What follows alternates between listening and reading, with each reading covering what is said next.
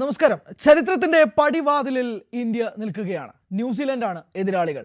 പക്ഷേ കുറച്ചധികം ഭാഗ്യക്കേട് ഇന്ത്യക്ക് മുന്നിലുമുണ്ട്. ചരിത്രങ്ങളായിരിക്കും ഇന്ത്യ വിജയിച്ചു കഴിഞ്ഞാൽ സംഭവിക്കാൻ പോകുന്നത്. ന്യൂസിലൻഡ് ആകട്ടെ T20 ലോകകപ്പിൽ മുത്തമിടാൻ വേണ്ടി കാത്തിരിക്കുകയാണ്. അതും വർഷങ്ങളായി. ഇതുവരെ തൊട്ടിട്ടില്ല. തൊടാൻ വേണ്ടിയിട്ടുള്ളൊരു ഭാഗ്യത്തിൽ സാന്റനറും കൂട്ടരും നിൽക്കുമ്പോൾ ആർക്കൊപ്പമായിരിക്കും വിധി ഉണ്ടാകുക എന്നത് കാത്തിരുന്ന് കാണേണ്ടതാണ്. സ്പെഷ്യൽ സെഗ്മെൻ്റാണ്, ചർച്ചയാണ്. എന്നോടൊപ്പം സ്പോർട്സ് ഡെസ്കിൽ നിന്ന് ലല്ലിച്ചേട്ടനും സ്പോർട്സ് റൈറ്ററായ സുരേഷ് സാറും ചേരുന്നുണ്ട്. ഞാൻ ആദ്യം സ്പോർട്സ് റൈറ്റർ സുരേഷ് സാറിലേക്ക് പോവുകയാണ്. സാർ, ഏറ്റവും പ്രധാനമായും മലയാളികളുടെ ആസ്പെക്റ്റിൽ നിന്നും ഒരു കാര്യം പറയാം.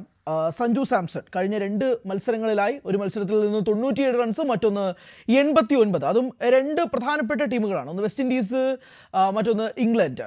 മലയാളി പ്രതീക്ഷയിൽ T20 ലോകകപ്പിൽ നിൽക്കുമ്പോൾ ഒന്ന് നമുക്കറിയാം, 2007 പ്രഥമ T20 ലോകകപ്പിൽ ശ്രീശാന്ത് അവസാനം ക്യാച്ച് എടുത്താണ് നമുക്ക് ആ വിജയം കിട്ടുന്നത്. ഇപ്പോഴിതാ വീണ്ടും ഒരു മലയാളി സാന്നിധ്യം വരുമ്പോഴേക്കും ഈ മലയാളി കളക്ഷനും വേൾഡ് കപ്പും എങ്ങനെ നോക്കിക്കാണുന്നു? തീർച്ചയായിട്ടും നമുക്കൊക്കെ അഭിമാനിക്കാവുന്ന ഒരു മുഹൂർത്തം തന്നെയാണ്. പ്രത്യേകിച്ചും സഞ്ജു സാംസൺ കഴിഞ്ഞ 2 മത്സരങ്ങളിൽ, അതും അതിപ്രധാനമായ 2 മത്സരങ്ങളാണ്, 2 നോക്കൌട്ട് മാച്ചസ് ആണ്.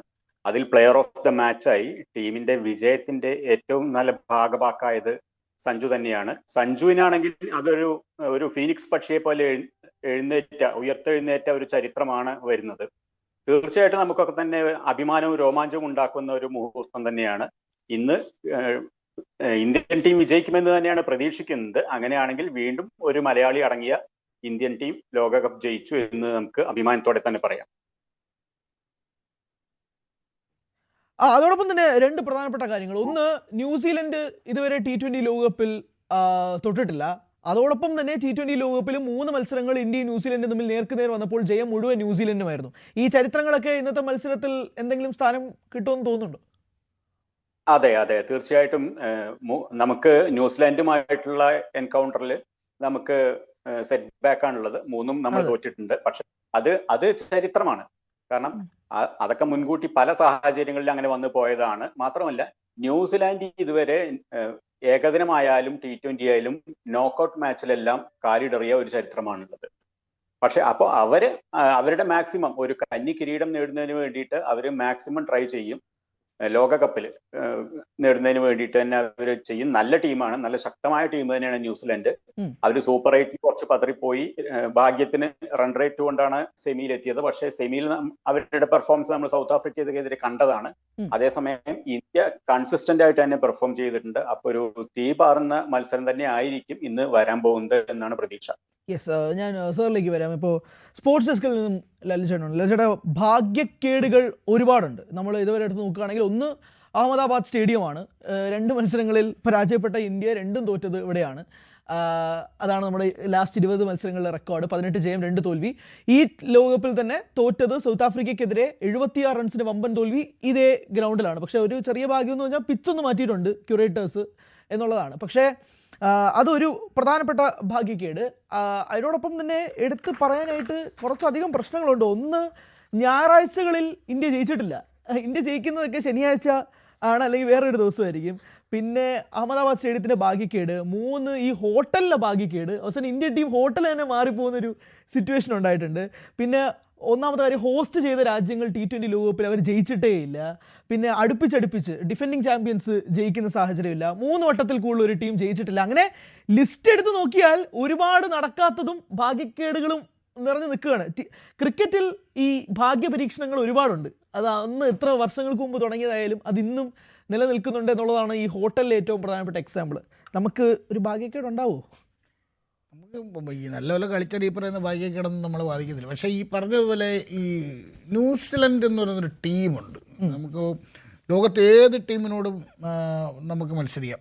ലോകത്തെ ഏത് ടീമും നമുക്കൊരു പ്രശ്നമല്ല. ഒരു നിർണായകമായ മത്സരത്തിൽ നമുക്ക് New Zealand, Australia, south Africa, west Indies, ഇതൊന്നും നമുക്ക് പ്രശ്നം. എന്തോ ന്യൂസിലൻഡ് എന്ന് പറയുന്ന ടീമിന് നമുക്ക് അതായത് ഭയങ്കര അൺപ്രഡിക്റ്റബിൾ ആയിട്ടുള്ളൊരു ടീമാണ്.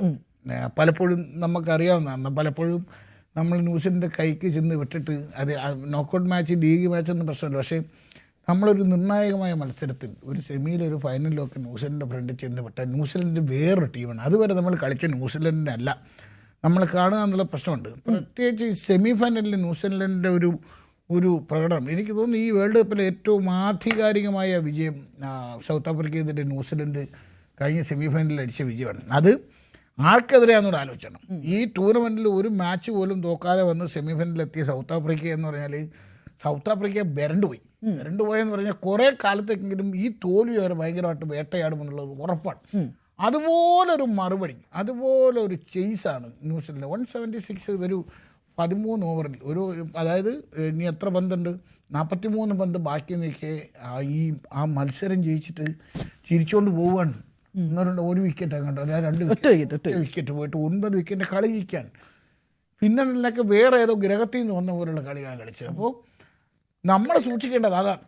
അതായത് ആ ഒരു ന്യൂസിലൻഡ് ആത്മവിശ്വാസത്തിൻ്റെ പരകോടിയിൽ നിൽക്കുന്ന ന്യൂസിലൻഡാണെന്ന് ആലോചിച്ചോണം.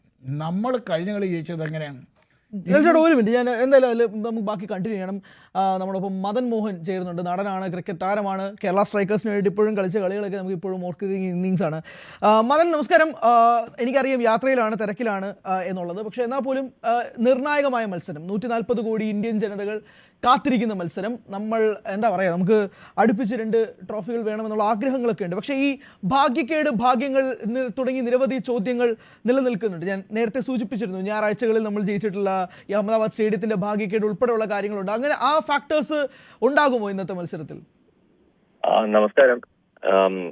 ഭാഗ്യക്കേട്, ഭാഗ്യം അതിന്റെ ഒരു വിഷയമല്ല ഇത്. ആക്ച്വലി നമ്മൾ ആ പർട്ടിക്കുലർ ഡേയില് ഏത് ടീം ബെറ്റർ ക്രിക്കറ്റ് കളിക്കുന്നോ അവർക്കായിരിക്കും ചാൻസ് കൂടുതൽ.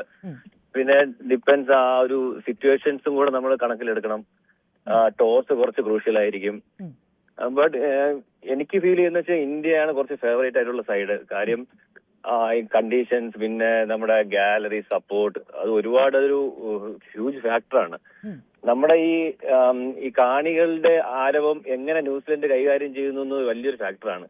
ഇത്രയും ആൾക്കാരുടെ ഇടയിൽ ന്യൂസിലൻഡ് ആ ഒരു വലിയൊരു ടൂർണമെന്റ്, വലിയൊരു ഫൈനൽ, അതെങ്ങനെ അവർ ഹാൻഡിൽ ചെയ്യുന്നു എന്നൊരു ഫാക്ടറാണ്.